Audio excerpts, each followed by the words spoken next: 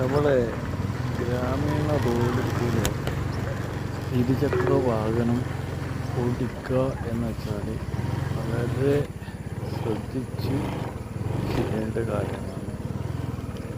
ഇത് നമ്മൾ പോകുന്ന ഒരു ആളുടെ വീട്ടിലേക്കാണ്.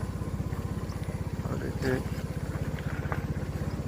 ടാർ റോഡല്ല, സിമെൻറ്റ് റോഡുമല്ല, അത് സാധാരണ മണ്ണ് റോഡ്. ഇതിൽ ചരലുണ്ട്.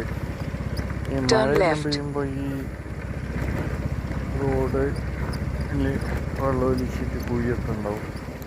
അപ്പോൾ അതിൽ കുറച്ച് കല്ലൊക്കെ ഇട്ട് വെച്ചിട്ടുണ്ട്. പക്ഷേ ഈ ടൂ വീലർ പോകുന്നതിനാൽ വളരെ പ്രയാസം.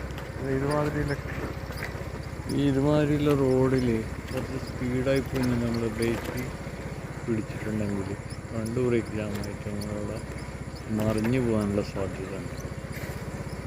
ഇവിടെ ഈ കല്ലെല്ലാം ഇട്ടിട്ടുണ്ട്. അങ്ങനെ ടൂ വീലർ ഓടിക്കാൻ വളരെ പ്രയാസം.